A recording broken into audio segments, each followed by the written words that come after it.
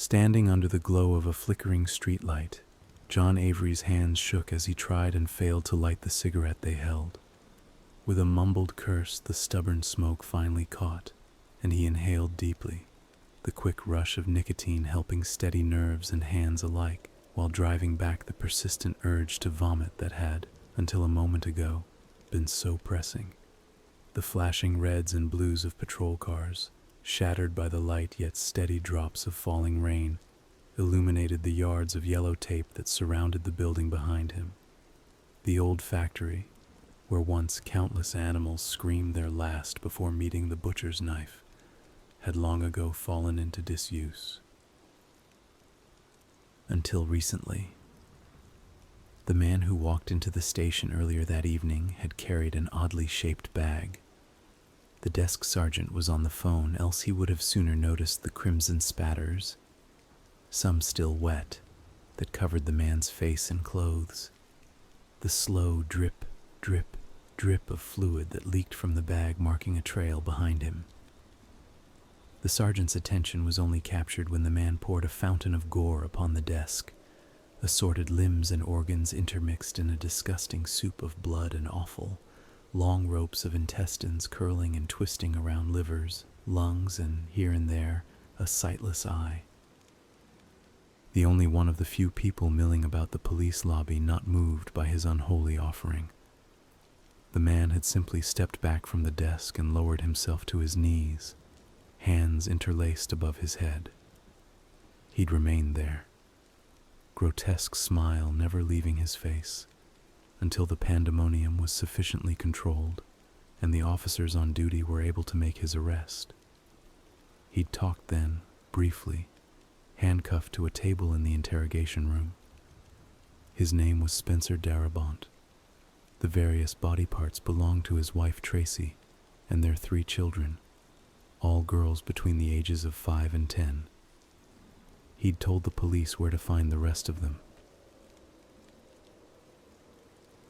John had worked homicide for the last 20 years, but even now, rapidly approaching retirement, had never seen anything like this. That was saying something. The wake was no stranger to odd, even fantastic murders. Until a couple hours ago, John would have said there was nothing that could shock him. Nothing that could take him back to the short breath and heaving nausea he'd experienced the first time he'd seen a dead body. That 2-bit prostitute gutted and dumped in a back alley. He would have been wrong. The bodies, horrific as they might be, weren't what caused John's gorge to rise, for he'd seen many in far greater states of decay. Neither was it the obvious tools of torture haphazardly spread throughout the factory. Here a welding kit, there a jar of industrial-strength acid, over there various implements to flay, scoop, and pierce. No, what had hit John hardest was the old television connected to an ancient VCR, the yellow paper stuck to its black screen reading, "Play Me."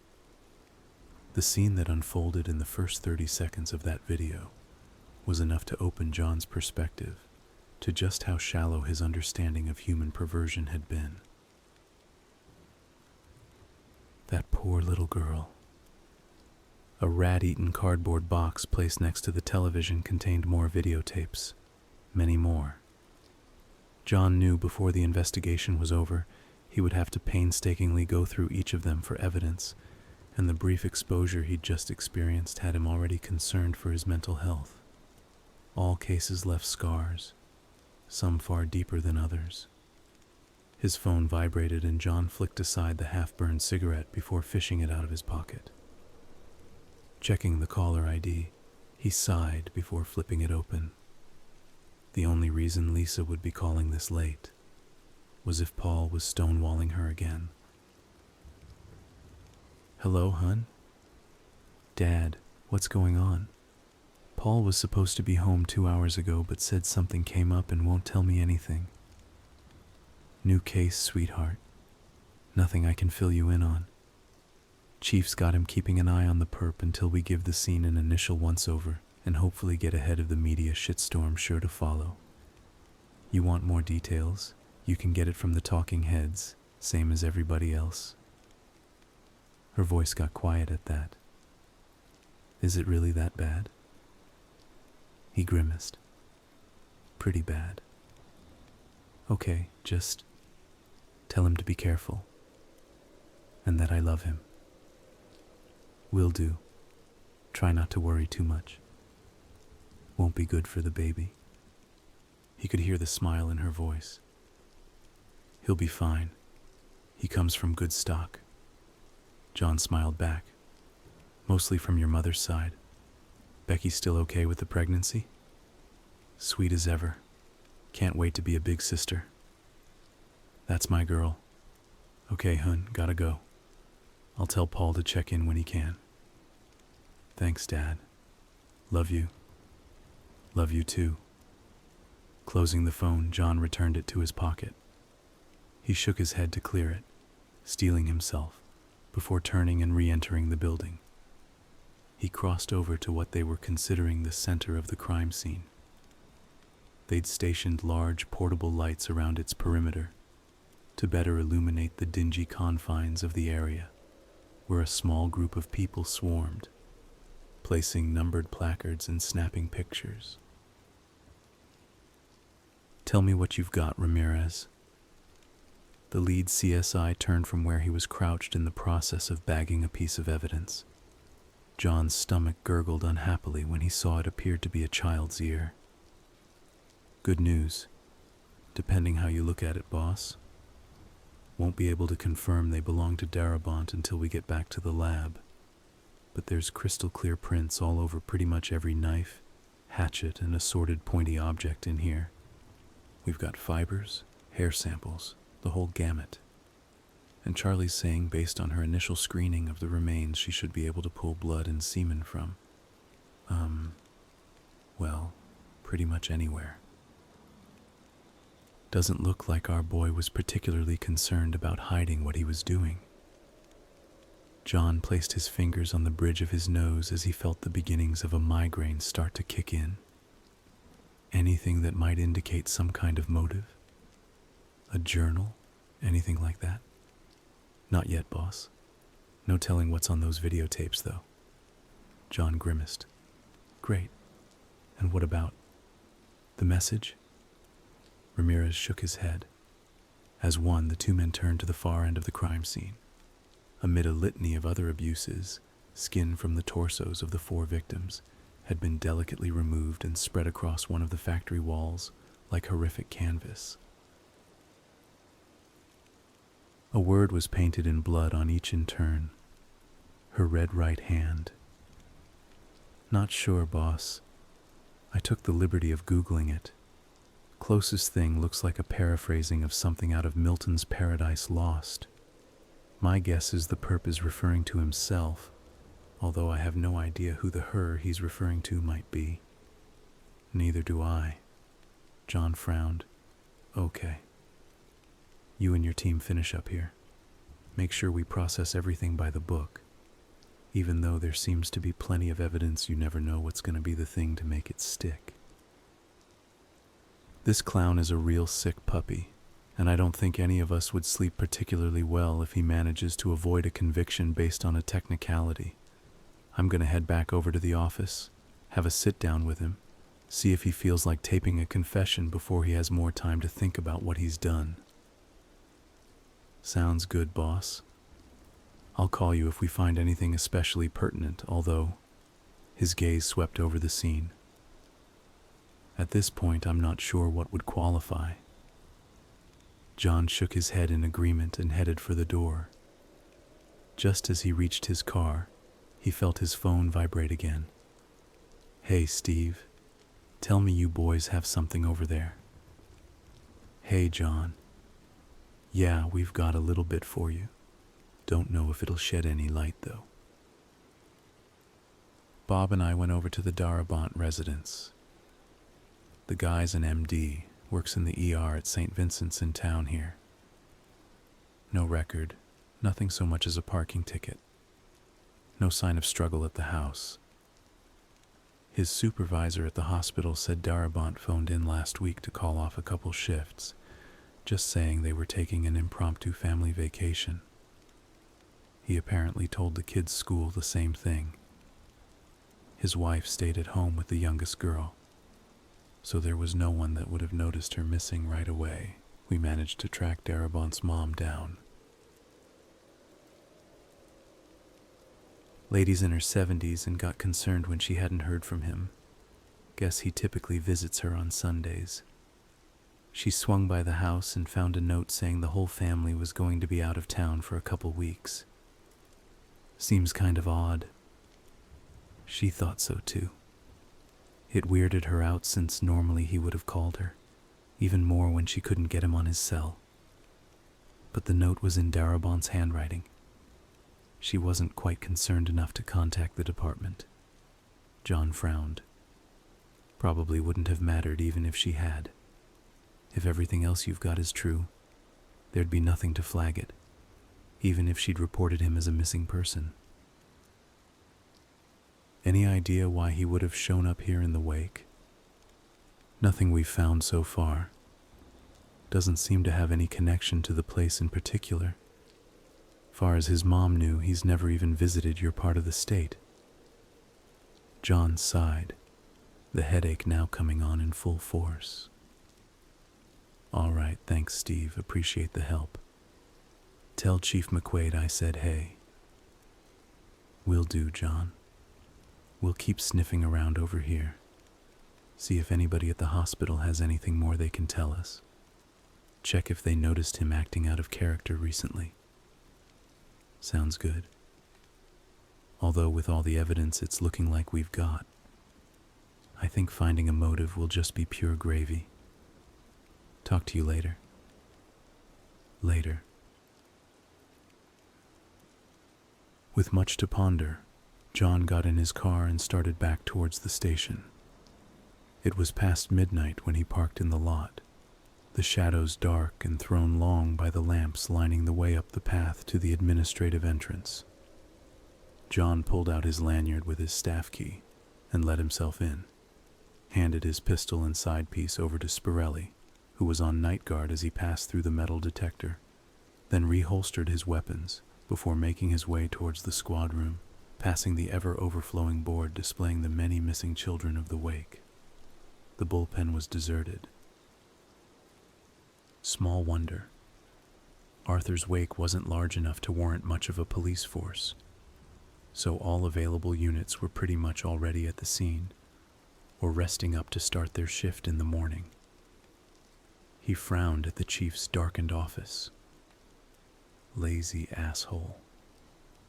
The man had been mentally checked out for years now, just biding time to a retirement looming even closer than John's. If things had gone a little differently, it could have been John wearing the pants in the department, but no. That was an old gripe. No sense rehashing it now, not with work to be done. He grabbed a pen, pad of paper, digital tape recorder, and rights waiver before heading back to the interrogation room. He was met outside the door by Officer Paul Schuster, who, aside from being a solid cop, was also his son-in-law. Hey, Paul. Chief Holbrook checkout. Yes, sir, a couple hours ago. Said he needed to get some sleep to be able to face the press in the morning. Uh-huh. And how's our guest? He's still in the interrogation room, sir, right where you asked me to keep him. John looked at the perp through the one-sided glass. The guy was fucking weird. No, I mean, how is he? He's odd, sir. Jesus, how many times do I have to tell you it's John? Lest we're in a formal setting. What do you mean, odd? I mean, he's just sitting there with that creepy smile on his face. Hasn't asked for a phone call, a lawyer, cup of coffee. Nothing. Paul's face curled. Pretty sure he pissed himself, even though Spirelli and I have given him plenty of opportunities to hit the head. John frowned. Huh. He say anything more? No, not since the initial intel where we could find the bodies. Sir, John, I mean. The scene? Did you find the wife and kids? What was left of them? John chewed his lip thoughtfully. All right. Let's go try to talk to the son of a bitch. Paul's eyes widened. Sir, do you think that's such a good idea? The chief said. Yeah, right, the chief. Look, Paul, I'm gonna go in with some forms and a tape recorder. See if I can't get this psycho to give me a confession before he changes his mind and lawyers up. If you aren't comfortable skirting the chief's orders a little, how about you go call my daughter so she stops worrying? Paul pondered this for a moment. Sorry, sir. You go in there. I'm coming with you. The guy's chained up. And your wife is worried why you haven't called? Paul shook his head. Can't do it, sir. It'd be a breach of protocol to allow one officer in the room with a suspect. Besides, Lisa'd kill me if something happened to you. John couldn't help but laugh. All right, you friggin' Boy Scout. How you ever managed to bag my little girl with that clean-cut attitude, I'll never know. Fine. Let's go. Before Paul could protest further, John opened the door to the room and stepped inside. The metal chair squeaked harshly on the floor as he pulled it out and took a seat, carefully arranging the materials he had brought with him to the side. He heard Paul take up position behind him, leaning against the wall. At last, John turned his attention to the prisoner. The room was well lit to allow for easy observation, but some trick of the light seemed to drape the suspect in shadow.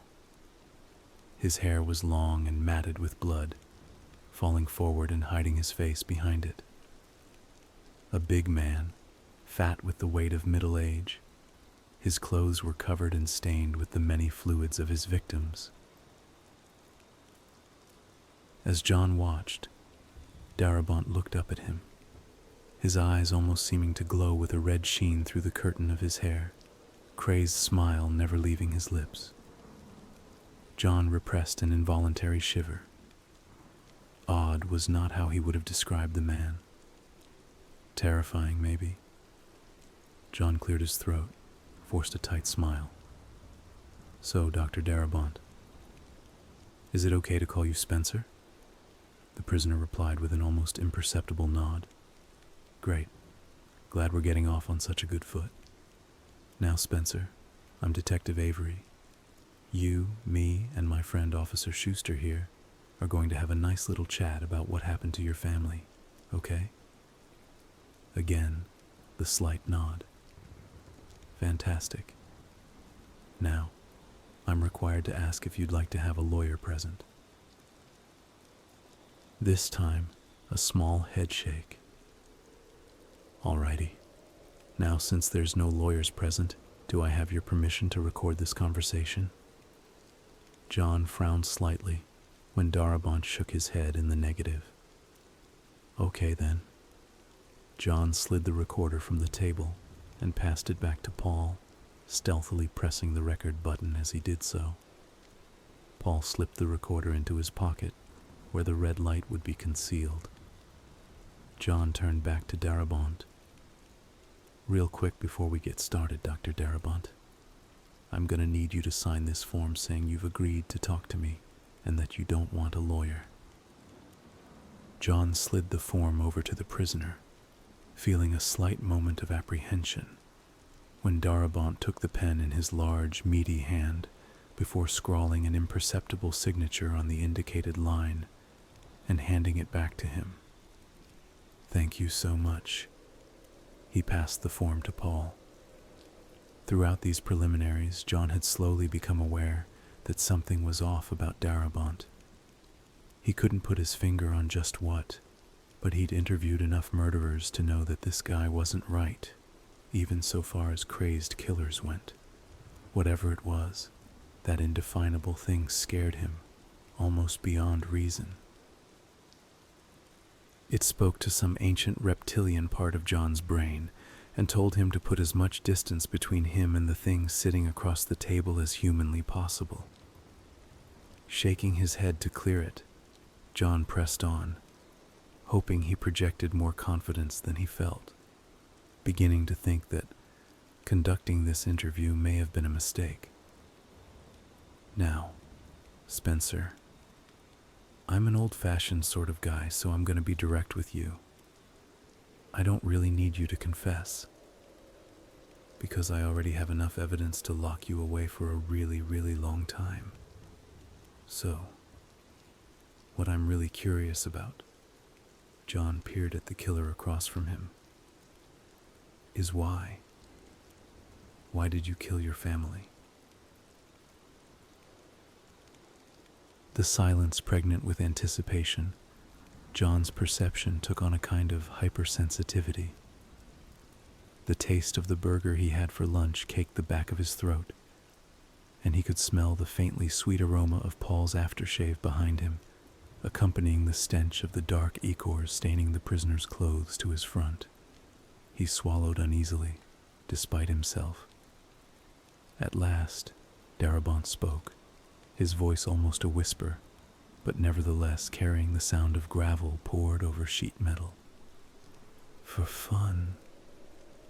His manic grin widened even farther, as the tiny hairs on the back of John's neck stood up at full attention, and he desperately fought the urge to wet himself. You were a family man once, detective, I can tell. Ever wonder how a little girl tastes? Darabont smiled lasciviously.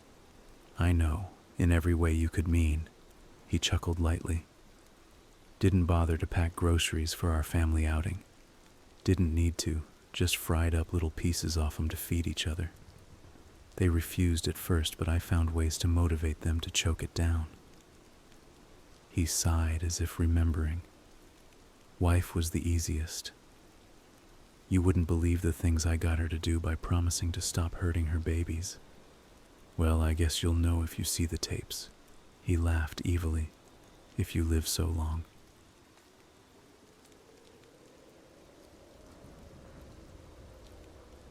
Of course, I lied to her. Saw the hope die a little more in the bitch's eyes every time. Still didn't keep her from agreeing the next time. Or the next. Or the next. He licked his lips. That thrill right there, seeing her spirit chipped away bit by bit, was almost as good as the pleasure I got turning her spawn into such willing little whores. He threw his voice higher. Daddy, I'll do anything, just please don't cut off any more toes. He chuckled. That factory. Got some good memories there. Old, new. Darkness is on the rise, detective. Shadows coming. The wolves howl, the serpents hiss. You're gonna have to make a choice. You all will. John stared at the man. And what choice is that? Darabont smiled. Whether to be a good little meat sack who serves his masters willingly, or one who needs to be broken. I like the ones who fight. He ran his tongue across the front of his teeth. Makes the agony that much sweeter. Which will you choose, detective? When the sun goes dark and the moon falls silent, when the song of joy echoes across the land. Whichever will you choose? John felt frozen where he sat, the pounding of his heart a drum in his ears. Paul equally still behind him as Darabont fell quiet, grinning madly. Finally, John managed to stutter out another question. What? Who is her red right hand? Who is she? From within the dark recesses of his matted hair, John could see Darabont's eyes glowed bloody scarlet. No question now, impossible as it was. Why, I'm the red right hand, detective, her prophet, the one who prepares the path, spreading discord and despair where'er I roam. And as for her, he laughed. It was crazy, but it seemed to John that Darabont's teeth were lengthening, sharpening. She is the All-Mother, the first, the one who leads the way, he grinned, into darkness. Abruptly, the lights in the station went out.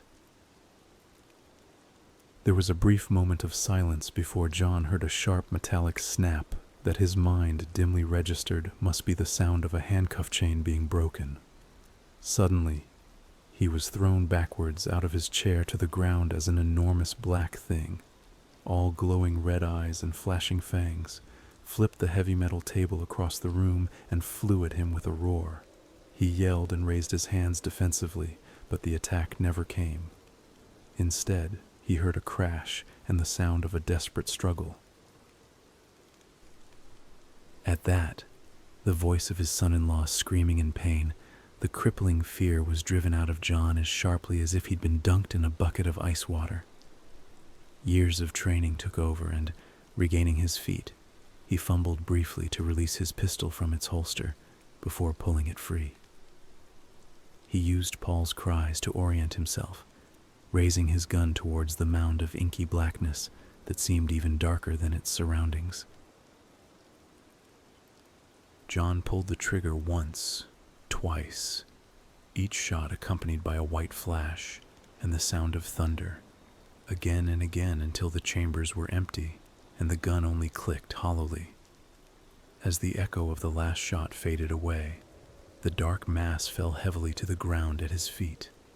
John heard the sound of rapid footsteps and turned as the door was thrown open, the soft glow of emergency lights revealing the form of Officer Spirelli, who pushed into the room, gun drawn. "Detective Avery, what's going on? I heard a crash and then gunshots. Is everything all..." "Oh." John turned back to the room's interior. The light leaking in from the hallway provided just enough illumination so he could see Spencer Darabont, limp and lying face down where he'd fallen on top of Paul's unmoving form. John lowered his gun to his side, a black hole rapidly expanding in his stomach. God, oh God, how was he going to tell Lisa? He tensed when Darabont shifted. "Fucking hell," Paul groaned. "John, you think you could get this fat ass off of me?" John sat at his desk, a cup of lukewarm coffee held in his hand, a lit cigarette between his fingers. Smoking inside was strictly against the chief's policy, but fuck him. Darabont's body was still cooling on the floor of the interrogation room where he'd died, as John hadn't quite yet worked up the motivation to call Ramirez to tell Charlie to come grab the stiff. Spirelli was back at his guard station. John had practically had to force him back there, only after ensuring him that he and Paul were both fine. He'd sent Paul home to Lisa. Miraculously, the kid was basically unharmed. A few bumps, bruises, and scratches, but nothing too major. When John had asked him why he'd screamed, he said the freak had been trying to bite his neck of all things. John angrily stubbed out the cigarette in the bottom of an empty cup. Fucking psycho. He'd already decided he was going to leave Paul's involvement out of his official report. John figured he'd be able to spin the whole thing so that there wouldn't be too much trouble brought down on anyone. He knew Spirelli would back up whatever he said. But the kid didn't deserve the heat. Neither did Lisa. John sighed. Probably did the world a favor by sanctioning Darabont the way he had. The guy was so nuts he'd even had John seeing things at the end there. Her red right hand. Psh, right. Good luck preparing the way for the darkness now, fucko. The morning sun was just beginning to peek its face over the horizon when John at last headed to his car to go home. Darabont had been bagged and tagged. His initial report had been filed and all pertinent parties had been notified. Chief Holbrook had been pissed. Although John figured it was as much from being woken up at 3 a.m. as from learning John had shot their murder suspect. He'd been mollified when John informed him he'd managed to get a taped confession out of Darabont. No matter that he hadn't agreed to taping, it had been easy enough to forge his signature on the appropriate form. At some point in the night, He realized Paul must have ended up taking the tape recorder with him, along with the rights waiver he'd handed him. Small wonder he'd forgotten them with everything that had gone on. John would just have to swing by his and Lisa's place and pick them up before going back to the station that afternoon. John took in the morning sun, almost surprised at the lightness in his heart. He'd never killed a man before last night, but maybe this feeling was because he had served to remove a piece of true darkness from the world. His pocket vibrated, and he fished his phone out. A minute later, John had slapped his magnetic flasher to the roof and was pushing the old Chevy to its breaking point as he roared across the wake, siren wailing. "Might have something for you, John," Steve had said. "Just got done talking to an ER nurse that was on shift with Darabont at St. Vincent's the last day he came to work before disappearing. Said he'd treated some crazy woman, a homeless drifter that had been shot trying to sneak into a residence. EMTs had to strap the psycho down once they'd reestablished a heartbeat. The nurse said the patient had been raving on and on about darkness and something about her right hand or some such. Anyway, the loony ended up managing to give your perp a solid bite on the forearm before they sedated her. And she calmed down. Claimed she didn't remember anything she'd been doing up to that point. The nurse figured Darabont took a few days off to recover from the injury. But I'm wondering if he didn't catch some kind of virus or something from..." John had hung up then. He pulled into Lisa's driveway and leapt out of the car without bothering to turn off the engine. Running up the walk, the house dark, he drew his pistol as he reached the front door. He paused for just a moment, considering whether it would be better to use his spare key to gain entry or simply kick the damn door down when he noticed the white piece of paper taped to the inside of the screen. John removed the note with trembling hands and read it twice before collapsing to his knees in complete and utter despair. "Hey, John. After all the excitement last night, I decided to take a few days off and figured I may as well take the whole family for a little vacation.